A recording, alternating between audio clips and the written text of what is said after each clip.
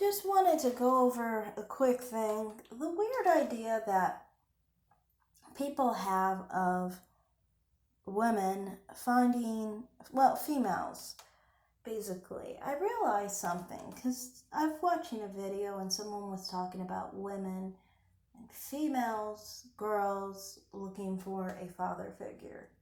And I always was like, when I was growing up, people always thought I would look for a father figure.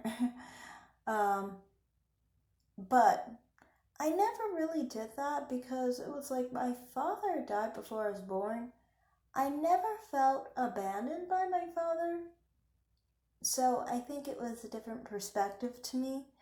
And to me, it was always like more a thing of loyalty and a certain belief, basically.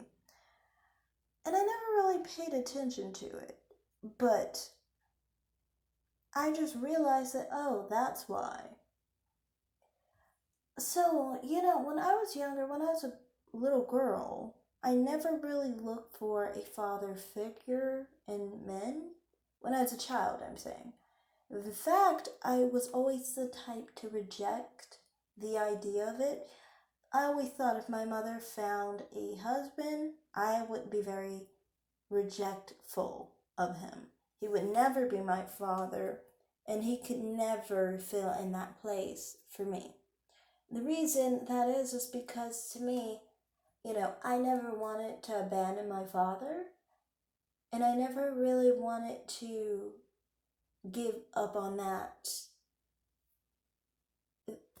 I would never want anyone to take his place because his place was his place. Why would I want anyone to take his place? You get what I'm saying? It's like that to me feels disrespectful. Especially if someone who didn't do you wrong. Why would I want to replace someone or basically say that that person was someone that was not very important to me?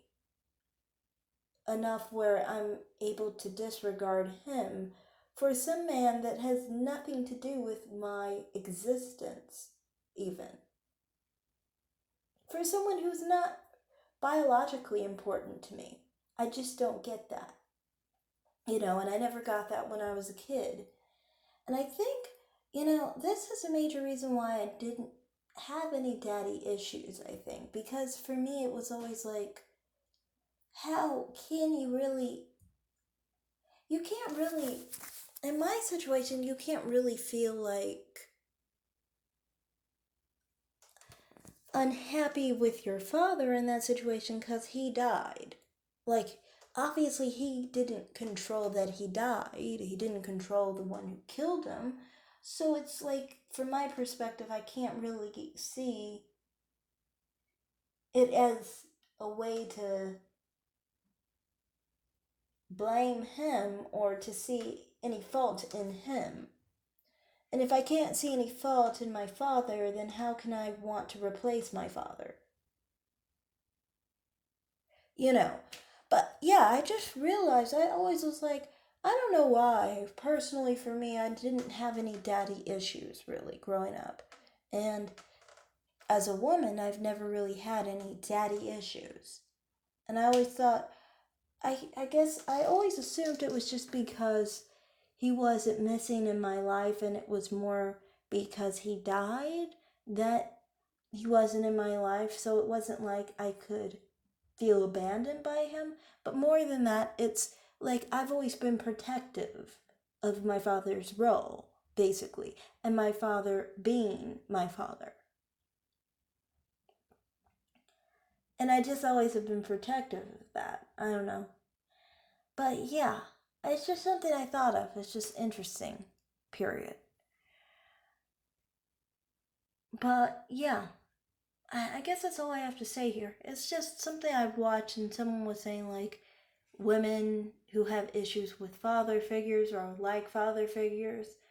I've always hated father figures of any kind. Anything that seems fatherly to me, I reject. And it's like, I think it's because, in my mind, I'm basically saying you can't replace him. You'll never be able to replace him. And, that's not even subconscious. I know that in my heart and in my conscious. I've always had that mentality like, no one can replace him. Ever. And anyone who would try to, yeah, you'd be met with a lot of rejection. But yeah, that's all I have to really say here. It's just something I kind of figured out, and I was like, oh, I didn't even pay attention to that. That's why. But it's interesting. I don't know. But yeah, I guess I'm done with this video. Thanks for watching. It's a quick one. Sorry about that, but yeah. Alright.